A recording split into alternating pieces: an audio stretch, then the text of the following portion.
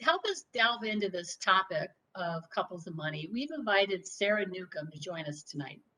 Sarah is the Director of Behavioral Science with Morningstar, where she works to turn financial psychology into personal money management tools. Sarah's work has been cited in a number of national publications, including New York Times, Wall Street Journal, USA Today, and Forbes. She also is a regular blogger on behavioral finance topics for Psychology Today and is the author of a book called Loaded: Money, Psychology, and How to Get Ahead Without Leaving Your Values Behind. Sarah? Thank you, Linda. Yeah, I'm excited to be here to talk about this. This is a big topic, and I want to focus, first of all, on I want to open by saying this is hard. This is a hard topic, and if you are joining this, it's probably because there have been some issues talking about money or some difficulties talking about money. So we're going to delve into the psychology of money tonight and hopefully give you not only some insight into how to better understand what's going on in your own relationship with money and possibly your partner's relationship with money, but help give you some real communication tools to start to have different and better conversations about money with your partner. So, getting into the meat of this, there's another 2018 study conducted by the Harris Poll and Ally Bank. This was 1,400 people, 18 plus, who were married or in a serious relationship. And 36% of them cited money as the primary cause of relationship stress. This was the top reason of all reasons given, was difficulty getting on the same page about money. Younger adults, so good news if you're 54 or younger, you're considered a younger adult, were almost twice as likely to cite money as the top stressor than older adults. This may be partly due to the fact that once you're 55 plus, you've had some time to accumulate some assets. And so money may not be as much of a stressor. However, being twice as younger people being twice as likely doesn't mean that it wasn't common for people above the age of 55. Financial arrangements, only 40% fully share their all of their accounts. So 25% share expenses, but not necessarily income. 20% were fully separate, and some combination of the others made up the rest of the final 15%. So you can see that there is quite a range of how couples choose to arrange their finances with one another. But when it comes to talking about money as a couple, it is difficult. And part of that is because each of us come to our relationship with a unique perspective on money. As Linda said, I've written a book called Loaded, and it's a book about money psychology, and I titled it Loaded because money is one of the, if not the most loaded topic of conversation for most adults. And the loadedness comes primarily from the fact that money is an incredibly emotionally charged topic. We'll start talking about why in a few minutes, but think about it this way as we start out. Each of us comes to our relationship with different deep beliefs about what money represents to us, both emotionally and intellectually. So you and your partner may finish this sentence quite differently from one another. Right now, I want to invite those of you that are here and can access the chat to just finish this sentence. Money is blank, with whatever comes to mind, whatever money represents to you. Give you a minute to think about it. Freedom, that's a very common one. Ooh, energy. Interesting. I like that one. Not everything. Money is not everything. Yeah. Stress. Yes. Thank you, Andrew and Amanda. It's real. Security. Security. That's a big one. The root of all evil. Oh, we're going to get into that. Love it. Exhausting. Yeah. Money can be any and all of these things, right? These are just a few examples of what money represents to people. Money can represent power, stress, security, freedom. It can be overwhelming. It can represent success. It can represent opportunity. But all of these things are emotionally charged. And one of the biggest reasons why money is so difficult for us to talk about is the emotional energy carried with the meanings of money. So, in order to have good, healthy financial communication as a couple, it really starts with understanding your own relationship with money, how it was formed, and what money represents to you. So, these core beliefs, this simple sentence, money is blank, can help clue you into some of the core beliefs that you may have about what money is. Where do those come from? Well, they come from how each of us was raised. And the way that you feel about money in adulthood is largely affected by your experiences with money in childhood. The people who exposed you to money, the people who were around you, whether they had money or didn't have money, how they viewed people who have money or don't have money, all of these things having more or less than peers and the people around you, the people whose belonging you wanted, those things affect our view of money. For many people, money is opportunity. It represents the doors that can open, the choices that they have available to them. For others, money is a barrier because the lack of it represents the lack of opportunities, the lack of ability to open those doors, those same doors. And so whether you have money or don't have money can really affect how you feel about your life in general. But I want to start way at the beginning of psychology here. And I'm going to talk about something that's probably very familiar to anybody who has studied psychology, even in high school. And if that is the case for you, then you probably recognize this pyramid here. This is a representation of Maslow's hierarchy of needs. And I want to talk about Maslow's hierarchy of needs first, because I think it's really core to how we think about money, to the way that our core beliefs about money affect our financial behavior and our financial attitudes. And I'll get to why. But I really want to talk first about something that we learn so often when we're taught budgeting, is we are taught that we should recognize the difference between a want and a need. And this can lead to a lot of conflict, because what if something you want conflicts with something someone else needs? And I think this paradigm of thinking in terms of wants and needs is really problematic. And the reason comes back to Maslow's hierarchy. When we say that you have to know the difference between a want and a need in budgeting, what we're really saying is if you don't need it to survive, you don't, it's not a need, it's a want. We have this criteria for something being a need, that it should be on the bottom of Maslow's hierarchy, that our physiological needs, air, water, food, shelter, clothing, reproduction, transportation, that these things qualify as needs, and everything higher up on the hierarchy is a want. But this is not Maslow's hierarchy of wants. This is Maslow's hierarchy of needs.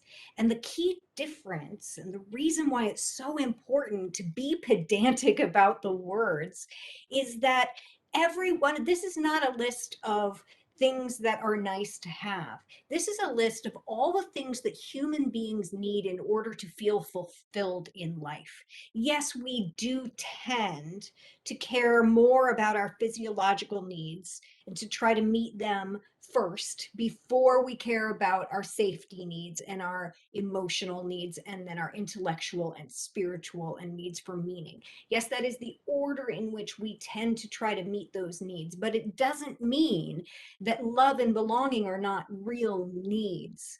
And it's a really critical thing to understand, because we spend money trying to get love and belonging. And so to say that that's just a want, yes, I can survive without love and belonging. Yes, I can survive without meaning. But do I want to? Generally, no.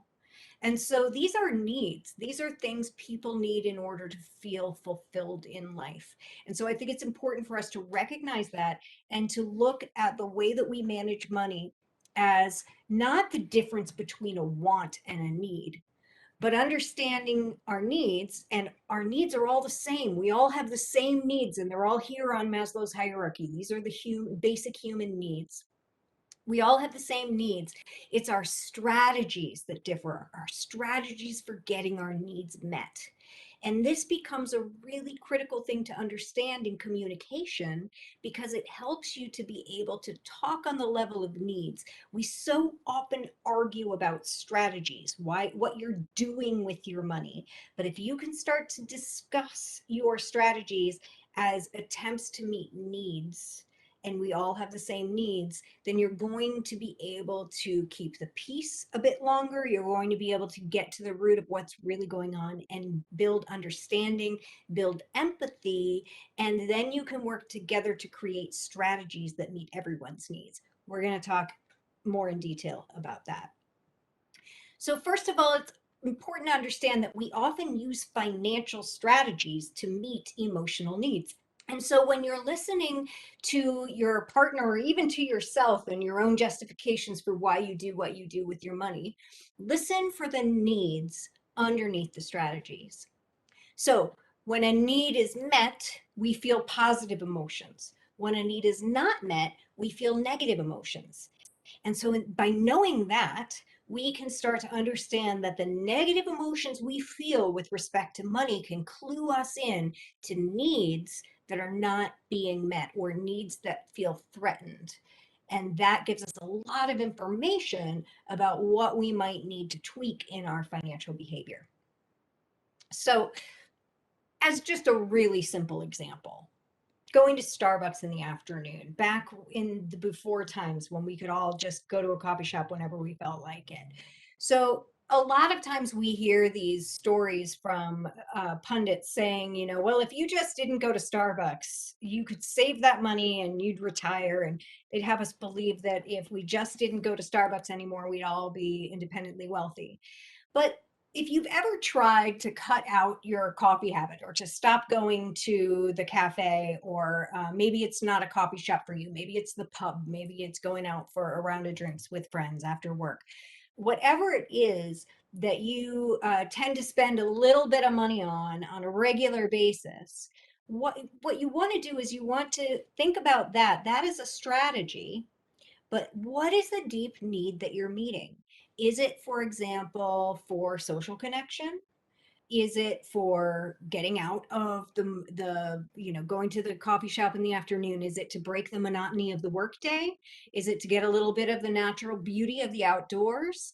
Are you trying to contribute to your local economy by supporting your neighborhood businesses?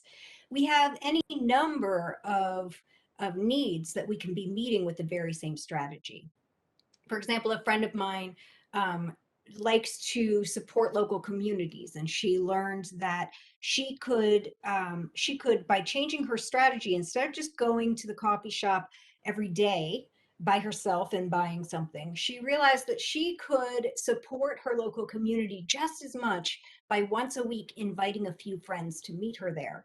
And so she was able to cut back on the money she was spending while still supporting her local business in the same way and also meeting a social need at the same time.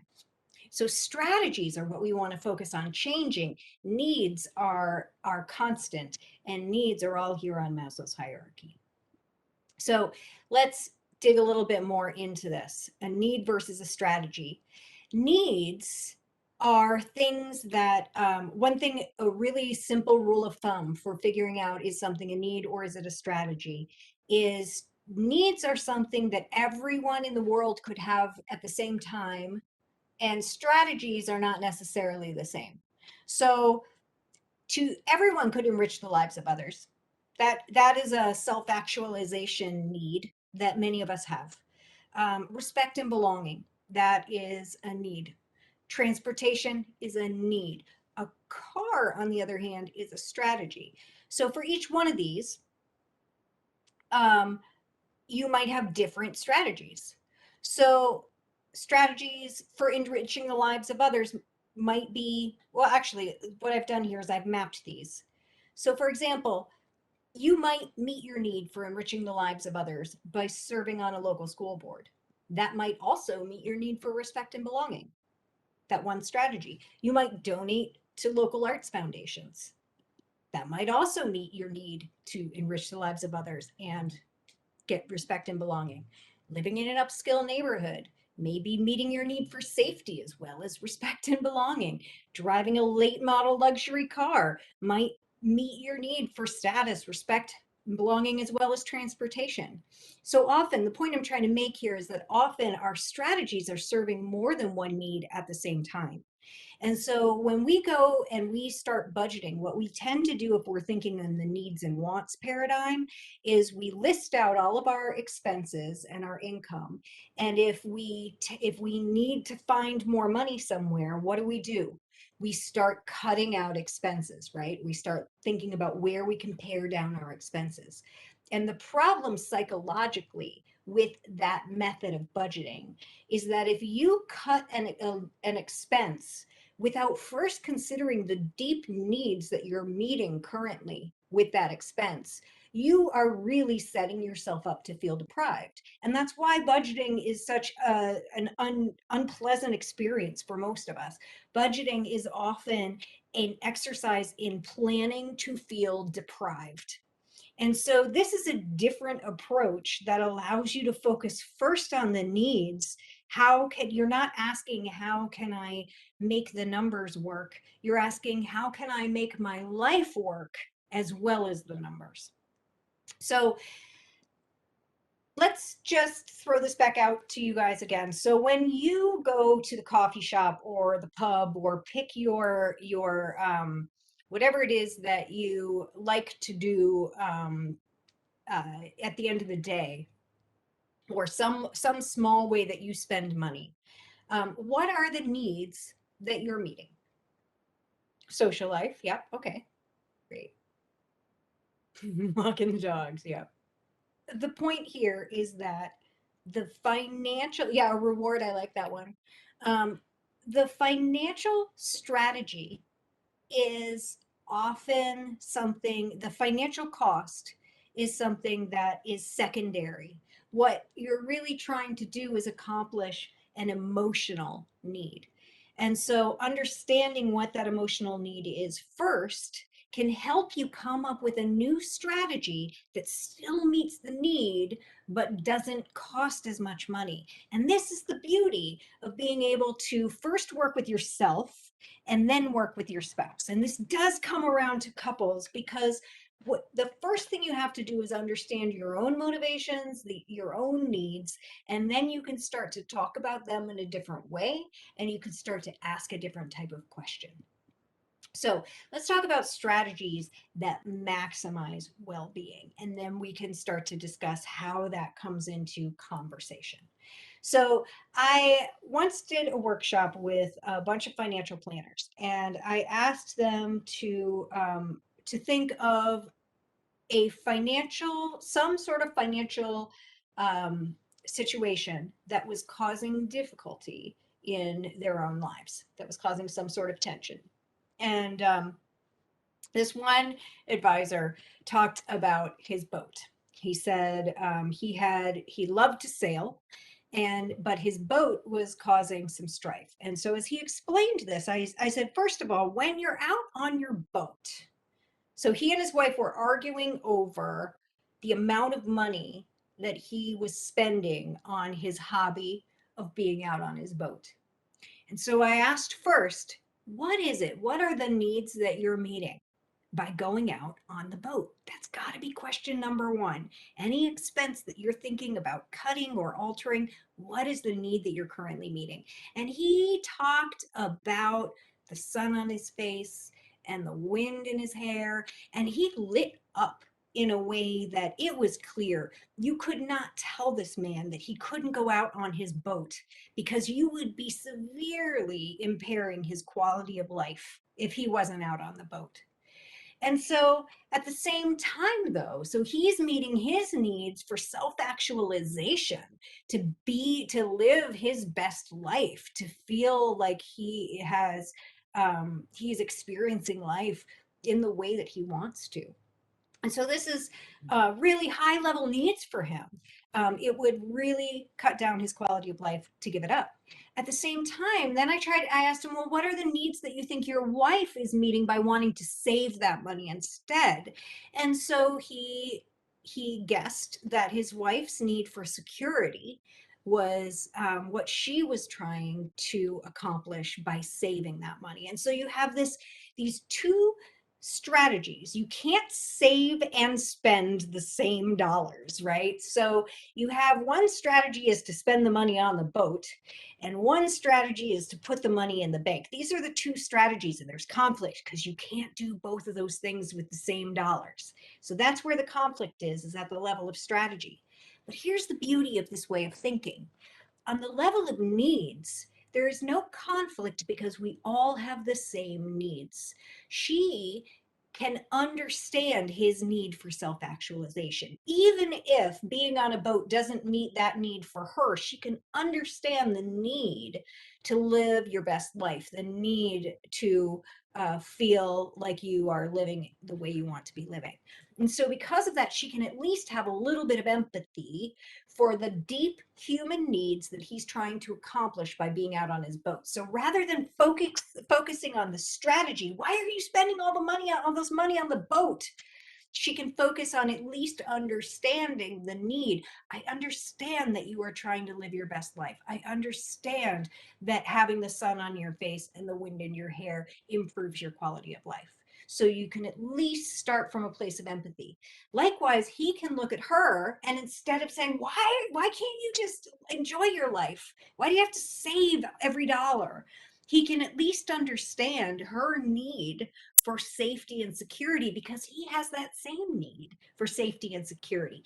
His need for safety and security may not be met through the same strategy. Maybe he feels secure saving a smaller amount, but he also can at least empathize with her need for safety and security because all of our needs are the same.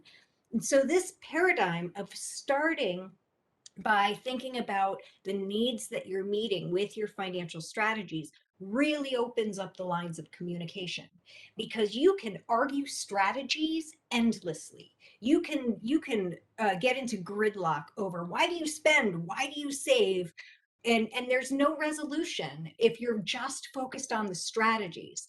But if you can get that layer deeper and say, with this strategy, with this action you are performing with your money, what is the need that you're meeting? Then you open the door to understanding. And so once these two understood, there's a self actualization need and there's a safety need, and those needs both need to be met. They both need to be met. We hear so often that couples are that success as a couple has to do with compromise. But this here, I do not believe that the goal is compromise. The goal here is to find a strategy where everyone's needs get met. It's not a question of whose needs get met this time at the expense of the other person's needs. Strategies can change, needs are universal. And so here, the question that I asked this advisor then was, can you think of a way, a strategy for meeting your need for that self-actualization without sacrificing or sabotaging her need for security? And it took less than 3 minutes for him to brainstorm and come up with a solution. He said, at first I thought I should just get a cheaper boat. I should downgrade my boat. And then I realized, I've been sailing for 20 something years. I am good at sailing. And I belong to a yacht club where there are lots of teenagers who are just learning to sail. And if I were to start giving sailing lessons to some of the teenagers at my yacht club, The money that I earn from those lessons will offset the cost of my boat. And that money that comes in from the lessons, I can then give to my wife to save. And what was really great about this solution was that by first focusing on the needs and then focusing on trying to come up with a strategy that meets both needs, he actually hit on a solution, a strategy that not only met his need for self-actualization and her need for security, but additionally, he was getting some other needs met, like his need to contribute to the community and his need to give back and to be able to, give to the next generation. And so he walked away from this really energized and excited about this new strategy because it was meeting his needs and then some, while also meeting his wife's needs. And that's the goal here. The goal is to find those strategies that maximize everybody's well-being. Yes, it is harder than just crossing things off your budget and saying, well, I can't afford yoga, so I'm not going to go to yoga. But if yoga is your mental health and your social life, then by cutting that out, you are really cutting down your quality of life. So yes, sometimes we have to eliminate things from our budget. I'm not saying that you never have to cut expenses. What I'm saying is that before you do, first figure out what needs you're meeting with that expense, and then come up with a plan to still meet that need without spending as much money. I want to talk just a moment about how this actually parallels with a lot of what mediators, professional mediators do, divorce mediators and others talk a lot about how to get to the um, the goal that's underneath the strategy. And there's an interest. Each person has interests, and there may be strategies that you're using, but there's an interest underneath that. And this is very similar. By talking about needs, we can have really open, empathetic conversations with our partner. And this opens the door to budgeting and to figuring out what we want to do with our money in all sorts of ways, because the numbers will change and the situations are always different. But one thing is always true, and you can always come back to the fact that everything we do with our money is an attempt to meet at least one of the needs on Maslow's hierarchy. So if you don't know where to start, start there. Start with, what is the thing that I'm doing with my money and that I either want to change, or what is the thing that I'm not doing with my money that I want to start doing? And first of all, you figure out what is the thing, what is the strategy that is causing a problem. And by focusing first on taking the strategy and focusing on the underlying need, then you can start to talk about what really matters. Because the thing is that we hold tight to our strategies if we don't believe that our needs will get met. And so you end up with a lot of struggle and conflict if you're not first willing to acknowledge the needs that your partner is trying to meet with their current spending or saving behavior. So the last thing I'll say is just give an illustration with something sort of typical, is that you often have couples where you have one person who's a spender and one person who's a saver. And that can cause a lot of conflict. But when it comes down to it, the spender is often trying to meet self-actualization needs, and the saver is often trying to meet security and safety needs. And so starting to talk about things on those levels can really help that spender and that saver to start to have empathy with one another rather than judging one another. So I want to just open it up for questions. I know that this opens up a big can of worms, and getting it into practical terms is usually helpful with specific examples. So I will open it up. Thank you, Sarah. There's a question here from Nancy that says, very helpful. Can you give more examples of connecting between security and self-actualization? So again, if you've got a spender and you have a saver, often what is happening is that the spender may be, if how the spender might answer that first question, money is blank, by saying money is freedom, or money is exciting, or money is opportunity, because spenders are often thinking about the opportunities that money presents in terms of all the ways that you can use money to increase your quality of life. And so you might have these deep core beliefs. Spenders often have deep core beliefs around um, that money is fun, money is exciting, money is to be used to buy things. Savers, and so therefore they're going to be often employing strategies with their money to meet their needs for adventure or fun or excitement or whatever. So the need to save, or the strategy of saving, is often really a security strategy. So again, the solution that you're after is not, do we meet the spender's need for self-actualization, or do we meet the saver's need for security? It's how do we do both? How can we do both?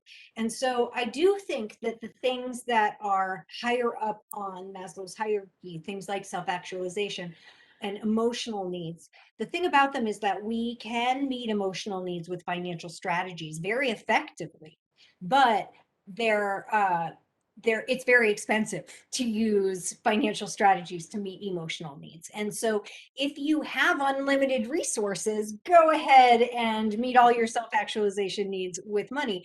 But if you don't, most of us are limited. And so the needs for security and for safety and for physiological things are usually can only be met with money.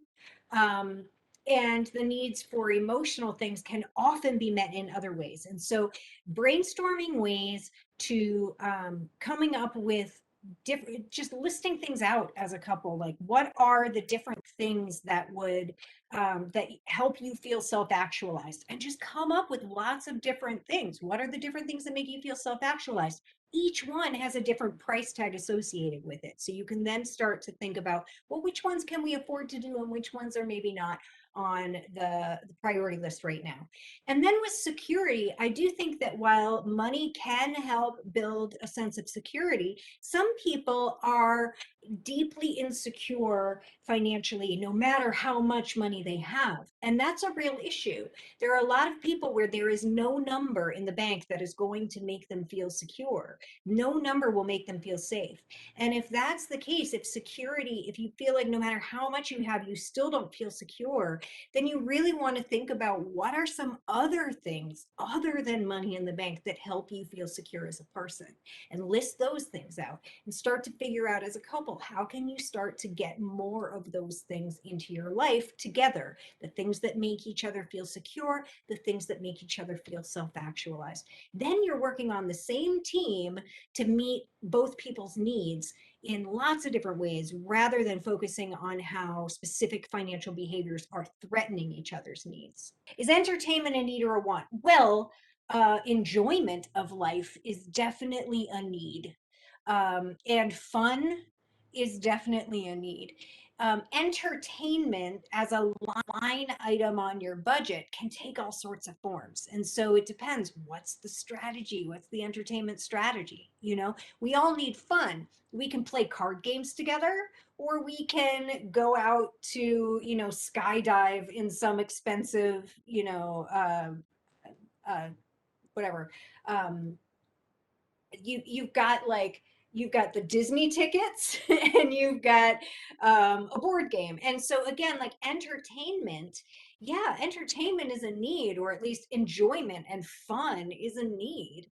But how you meet that need, there are thousands of ways to do it, and each one has got a different price tag. So yeah, getting at, well, what is it that you're looking for? I mean, for entertainment, again, it might be that entertainment isn't really the need if you're if what you're talking about is, like, let's say the line item on your budget for entertainment is, your cable, right? So that or like your internet, whatever it is that you're streaming for entertainment.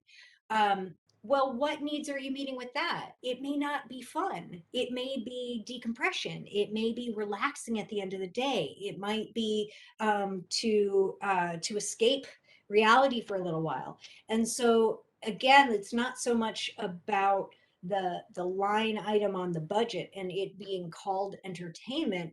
It's what is the need that you're meeting with that line item. So and both people might be meeting different needs. So the cable or the streaming services might need one person's need for relaxation and meet the other person's need for fun. So but again, this is about talking one layer under the strategies so that you can be getting on the same team to say, all right, how can we cooperate to not compromise, but to make everybody's needs get met here within the confines of our budget. And then what you've got is a creative problem solving exercise, which you can tackle together. Which also is based on like what you value, what you value individually and together. And that's really, important part of the conversation. Which needs are more important to you can vary at times in your life. It can vary at times of the day. It can vary between people. And having conversations about that as a couple can be really enriching and really intimate as an experience and bonding instead of talking about the strategies that are pushing you apart. Where do you start? What's a good, Yeah, yeah, it's a good icebreaker question. to get the conversation going? And I would say you don't even have to start with a big sit down conversation. Sometimes that can be too much, Mm. especially if you've had conflict talking about this stuff in the past. I think starting first of all by deciding to be curious, decide to be curious about the other person's needs, and focus first on just learning about what do they believe about money, what are their core beliefs, and what are some of the needs that they're trying to meet with their financial strategies. And so then you can just start to ask them some questions in conversation over dinner while you're doing the dishes. What my favorite opener is the question I open this with: how would you finish the sentence, money is blank? It can start huge conversations, right? So whatever words they bring up, you immediately can start to get into, wow, well, well, money is power. Wow, well, what makes you think that? What experiences? Or another great one is, what was money like? What was your money situation like growing up, or what was your experience with money growing up? Asking about those formative memories can really open up a lot of deep conversation about how people's financial attitudes got shaped. And you might find that you suddenly have insight into your partner's perspective, that maybe you can start to understand what needs they might be meeting even without them telling you directly. So, for example, my partner's parents owned a restaurant when he was a teenager, and it went bankrupt just a couple years before college. And so all the money for college was gone for him and his sister.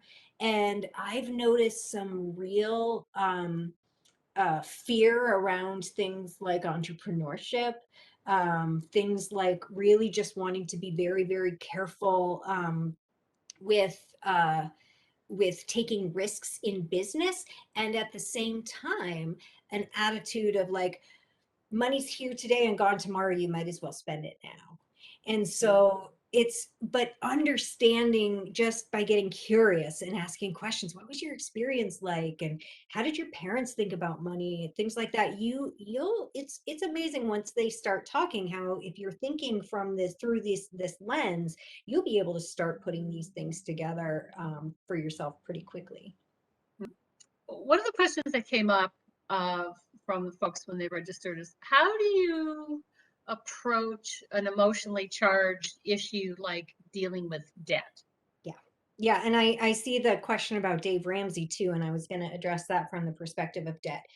Debt can be hugely triggering because debt can really get at our sense of safety and security, especially if we've grown up with lack, or if we've grown up with an attitude that was really black and white around debt. So, So a lot of people whose parents were like Depression era have often internalized real fear and scarcity based messages around money. And so so there can be the idea of debt. There's For other people, it's just this idea of owing money to anyone else is just anathema to them. And for some, there's just a knee-jerk reaction that all debt is bad. And I think that we have to understand that debt is not black and white. There are different kinds of debt. And so there's the emotional answer to the question, and there's the financial intellectual answer to the question. So I'm going to start with the financial perspective on debt, and then we'll talk about the emotional stuff. Financially, what you really want to understand about debt is that there's two kinds of debt: good debt and bad debt. And the difference between the two is actually pretty simple. Good debt is when you borrow money to buy an asset. So if you're borrowing money to get an education that will then increase the asset that is your human capital, that increases your earning potential. And so you're borrowing money, but you're borrowing money to increase this asset, which is the value of your labor. And so by doing that, you've improved your long-term financial standing. And so that is why borrowing for student loans doesn't hurt your credit score in the same way that borrowing on credit cards does, because borrowing to buy stuff that just loses its value over time and you pay interest on it is financially not a smart move. But borrowing to invest in your human capital, smart financial move. So good, one is bad debt, the other is good debt. The other example of good debt is when you buy land or real estate, because again, you're investing in an asset that may likely appreciate in value. And so long as you take care of that asset and you maintain its value, it should grow over time. And so, yes, there are risks involved in investment in real estate, just like there are risks involved in going to college. But generally, when you're borrowing to invest in an asset, what you're doing is you're borrowing to strengthen your financial position, and therefore that debt is considered good debt. It doesn't hurt your credit score. And often, when on these good debt, it's the interest is often tax deductible.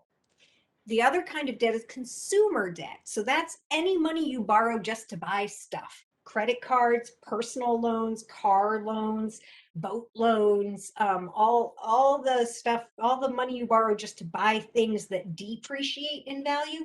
That's bad debt. And that's the kind of debt that does hurt your credit score.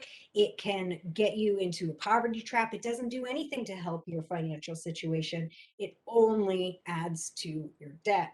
And so I disagree with David Ramsey and with the complete no debt approach to finance, because often borrowing in order to improve your financial situation is a really smart financial move. But you have to think about, what are you using the money you're borrowing for? Are you using it to buy stuff that's going to decrease in value? That's always going to put you in a worse financial situation at the end of the transaction. If you're borrowing to increase your balance sheet, whether it's through your human capital or investing in real estate, which is, again, I'm not saying real estate is always a great investment. You have to look at the risks involved. But generally, land and labor are great things to invest in, because they can increase your net worth over time.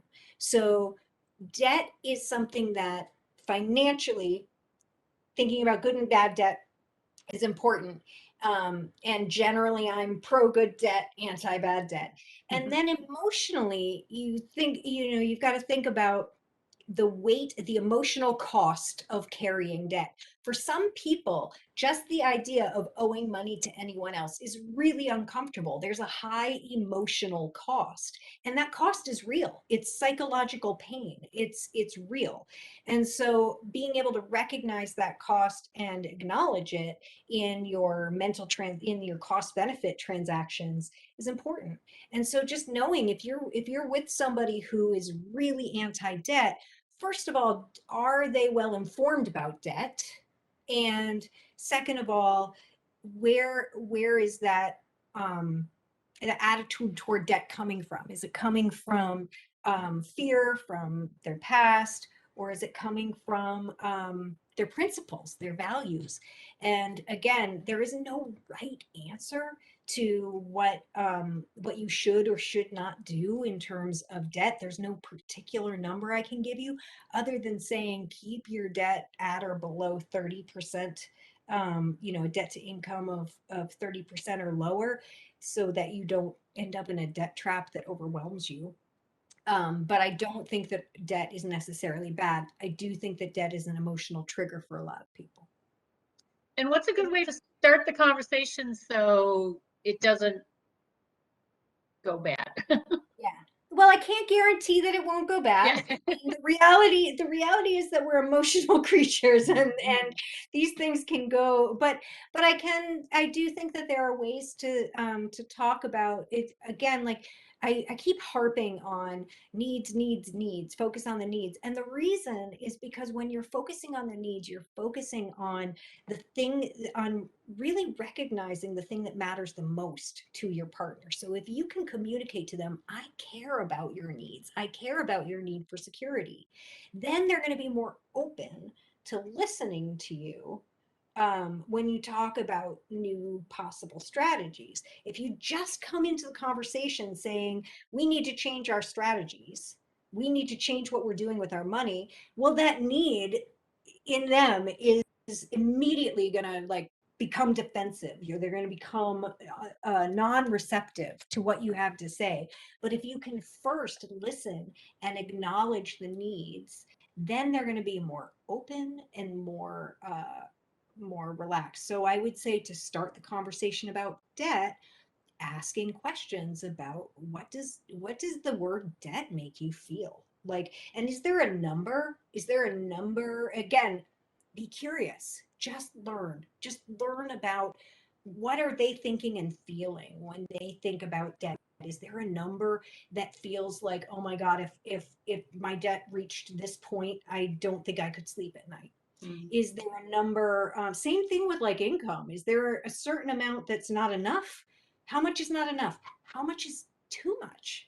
Is there an amount that feels like you'd be uncomfortable to have this much wealth? These are great questions just to start gauging how they feel. And the conversation can then go into all sorts of places. But again, you're disarming by focusing on asking questions and being curious, rather than setting them up to be defensive because you're immediately coming at them saying we need to change our strategies.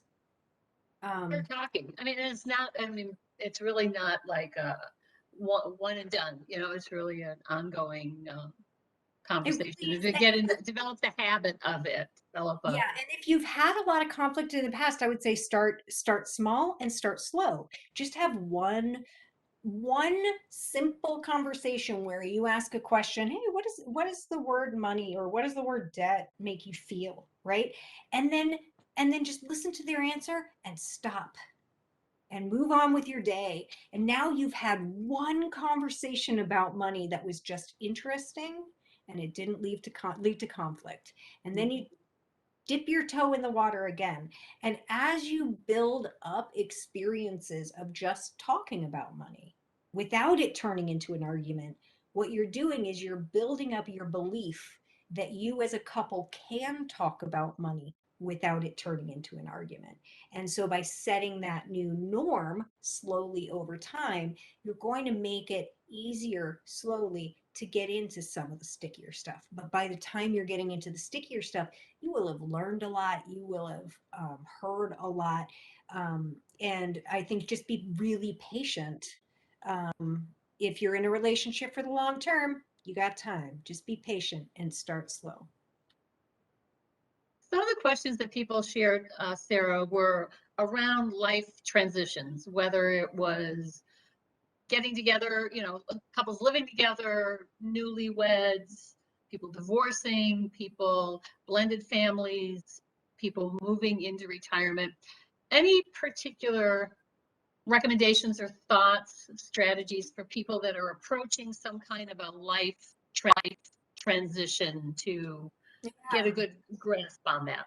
Well, so life transitions are a great time to kind of take stock of what may have changed in your priorities. Um, what may have changed in your priorities because of the change in your circumstances. So, for example, going from having teenagers in the house to having an empty nest. There are a lot of financial decisions at that point. Do you keep the large house? Do you downsize? Are you paying for college? Are you not? Are what do you, if you were putting away for college and now you've got that money, what do you do with it? Um, there are a lot of different financial decisions that you might want to face, but um, but first, you want to be thinking about, okay, now that I have a new chapter starting in my life, what are my priorities? And so again, taking stock um, of what it is that what represents. I think a great question in any life transition, a great question to ask is of yourself and of your partner is, um, what does success in this next chapter look like for me? Or another way of wording it is, what does it mean to me to live my best life? What would I really be pleased with, life wise? Because our money is a resource. It is it's something that we can use. We can employ our resources to support our life goals, but it shouldn't go the other way around. So first you focus on your goals for life, then you focus on how can you mobilize your resources to support those goals. So if you're heading into a life transition, before you start talking about the mechanics of the financials of that life transition, first just start talking about your dreams for that next stage in life. Start dreaming together. How do you get on the same page? How can you come up with a dream that you both can dream together? Once you have that dream, then you can start to talk about the mechanics of how you're going to support that dream with your resources. So we've got one last question, and it's a little bit of a question about mechanics, about total debt to income ratio. There's a really simple way to calculate your debt to income ratio, and then there's more complicated ones. I think the simple one is good enough for most purposes. So you just take your total income before taxes, and then you take your total amount of money that you are paying toward all your debts. So that would be like if you have a mortgage, you want to include the principal and the interest. With your credit cards, what's your full payment, all of that, right? So all your entire debt payment monthly, and your total income monthly. So you divide one by the other. You add up. So let's say you're bringing in $4,000 a month and you're spending $1,000 a month on debt payments. You would take that $1,000 a month, divide it by your total income. So it's your debt payments divided by your total income. And that's it. And if you that calculation tells you your debt to income ratio. It's actually a ratio of your total debt payments divided by your total income for the month. And so in that case, your debt to income ratio would be 25% because $1,000 is 25% of $4,000. And so you'd be within the technical acceptable range. However, something being technically acceptable to financiers is not the same as being comfortable for you in your life. And so you may have a goal to have your debt to income ratio be 10%, because that's where you feel really comfortable that your debt is just never going to overwhelm you. It's totally affordable. That's really personal to you. I think financially, definitely try to keep it below 30%, but personally, you might want to shoot for something much lower than that. Thank you, Sarah. Thanks again for joining us, and have a great night.